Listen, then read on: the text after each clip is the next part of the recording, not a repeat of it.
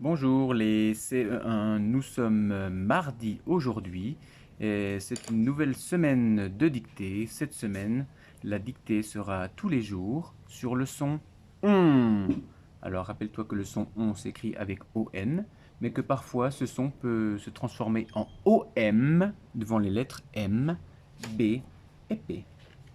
Tu as donc hier, lundi, appris certains mots contenant le son ON, comme le mot chaton, tomber, un pont, il est, ils sont, ils ont, le fond, une maison, bonjour et un mouton. Ces mots, tu les as vus hier en visioconférence et rappelle-toi bien les erreurs que tu as faites justement et des corrections pour pouvoir les écrire correctement aujourd'hui dans la dictée. Prends donc ton matériel, une ardoise, un crayon effaçable ou une feuille et un crayon et nous allons pouvoir commencer la dictée. Rappelle-toi bien à chaque fois de te poser la question, est-ce qu'il y a une ou plusieurs personnes? S'il y a plusieurs choses, plusieurs personnes, pense qu'il faut mettre la marque du pluriel sur le nom, mais aussi sur le verbe. Alors, pense à toutes ces questions, concentre-toi et c'est parti pour la dictée d'aujourd'hui, mardi. Écris donc bien la date dans ton cahier du jour. Aujourd'hui, mardi 29, aujourd'hui, non, nous sommes au mois d'octobre.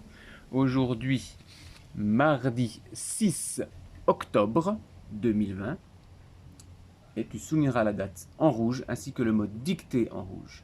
Et pense à sauter des lignes pour que ce soit plus propre et plus clair pour la correction. C'est parti. Les chatons sont tombés du pont près de la maison. Je dis une fois la phrase en entière, puis après je la dirai calmement. Les chatons sont tombés du pont près de la maison. Je te rappelle qu'un pont est une construction qui permet de passer par-dessus une rivière, par exemple. Je reprends. Les chatons sont tombés du pont près de la maison.